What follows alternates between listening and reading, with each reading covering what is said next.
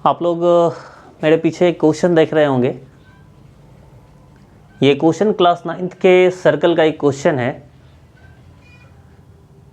ये एक ऐसा क्वेश्चन है जो अपने आप में सर्कल के पूरे कॉन्सेप्ट को चेक करने के लिए पर्याप्त है। बहुत ही इजी बट बहुत ही कॉन्सेप्चुअल क्वेश्चन है। जब मैं इस क्वेश्चन को सॉल्व करूंगा तो आप देखोगे कि अरे ये इतना इजी क्वेश्चन था, लेकिन जब इसके प्रोसेस में मैं एंटर करूंगा तो स्टार्टिंग आपको लगेगा अरे इतना वास्ट। तो इसलिए मैंने कहा कि ये बहुत ही कॉन्सेप्चुअल है बट इजी भी है।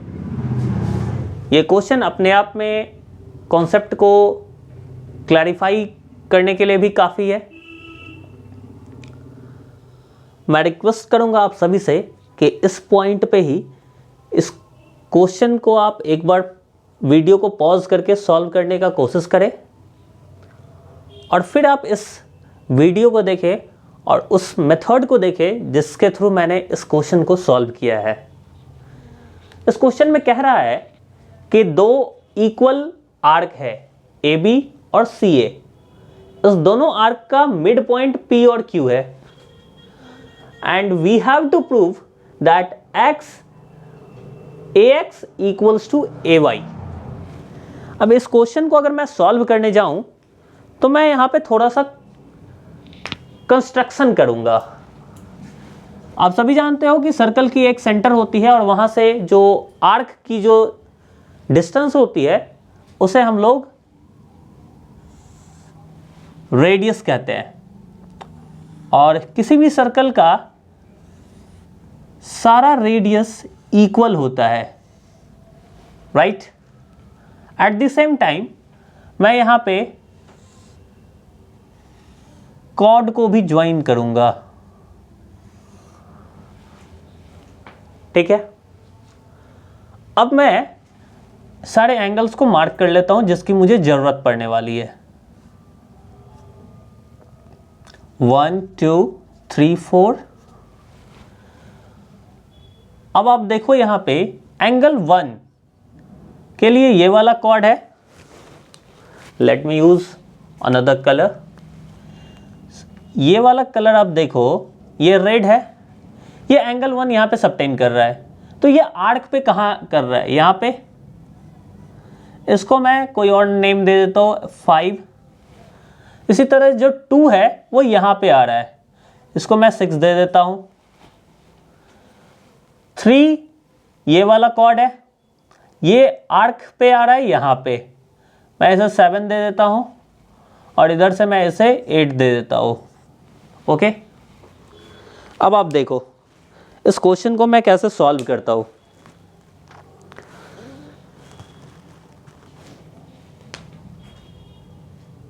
एंगल 1 इक्वल होगा एंगल 2 के।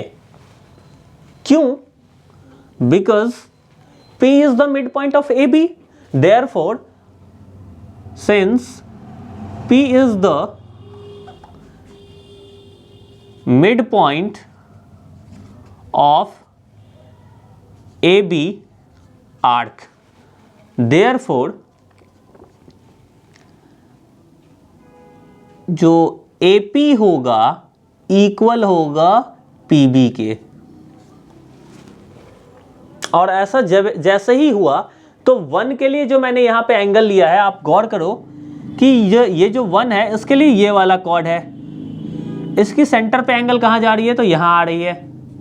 तो angle 5 twice of angle 5 equals to 2 के लिए ये एंगल यहां आया, तो हम इसे लिख सकते हैं twice of angle 6। 2 cancel, angle 5 equals to angle 6, यानी कि हमारा ये वाला एंगल इस वाले एंगल के इक्वल है, राइट। सिमिलरली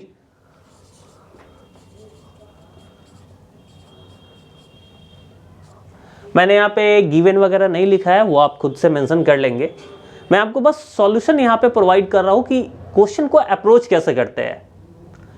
यही मेथड मैं अगर इस साइड से भी लगाऊं, सेम प्रोसेस अगर मैं करूं, तो एंगल 3 यहां पे है, तो ये एंगल जो हमारा होगा इसके लिए ये वाला कॉर्ड, तो एंगल 3 इक्वल होगा हमारा एंगल 4 के। ठीक है, रीजन क्या देंगे, तो same reason, since Q is the mid point of कौन सा आर्क होगा यहां पे, CA यहां पे आपके क्वेश्चन में भी मेंशन है। Therefore CQ equals to QA। अब आप यहां पे देखो सेम प्रोसीजर यहां पे भी अप्लाई करना है। तो एंगल 3 हमारा ये था, तो 3 के लिए ये वाला कहां पे बन रहा है, तो 7 यहां पे, तो twice of angle 7 equals to twice of angle कितना हो जाएगा यहां पे, अब देखो 8 हो जाएगा, राइट। 4 के लिए यहां पे 8 हो जाएगा। आप यहां पे रीजन दे सकते हो कि angles subtended at the center is twice of the angle subtended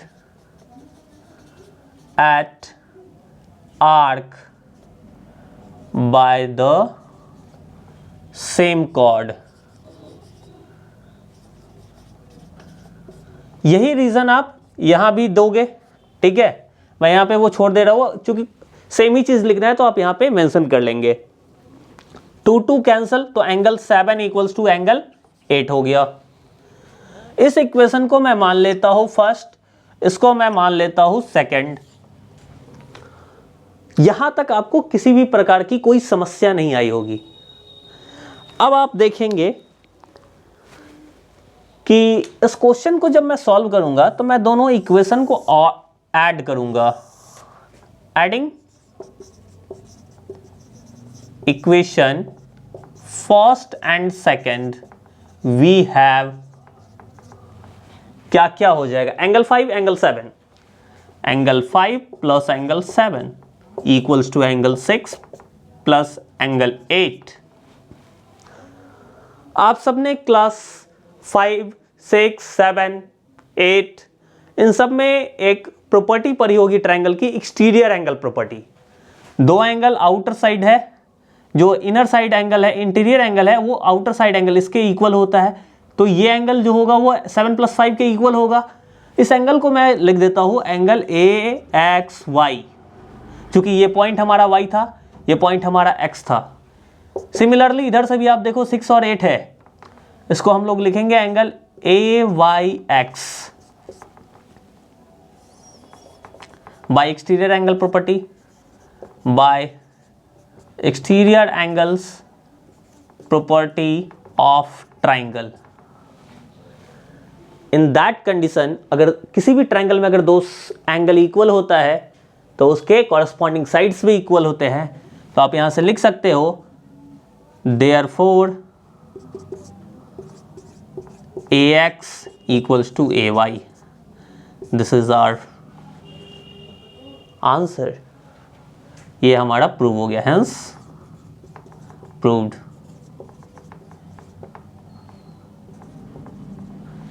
यही था हमारा क्वेश्चन, बहुत ही सिंपल सॉल्यूशन, लेकिन हमारा सोचने का वो लेवल होना चाहिए, हमारी सोच वहां तक जानी चाहिए ताकि हम इस क्वेश्चन को सॉल्व कर सके। इसलिए मैंने बोला कि एक कॉन्सेप्चुअल क्वेश्चन है जो कि काफ़ी इजी है, बट चूंकि हमारे सोचने का लेवल वहां तक नहीं पहुंच पाता है तो हमें ये क्वेश्चन थोड़ा टफ लगता है। तो ये आपका सॉल्यूशन है, आप यहाँ से देख सकते हैं। मिलेंगे फिर ऐसे ही किसी और वीडियो में किसी और क्वेश्चंस के साथ, तब तक के लिए thank you very much, bye bye.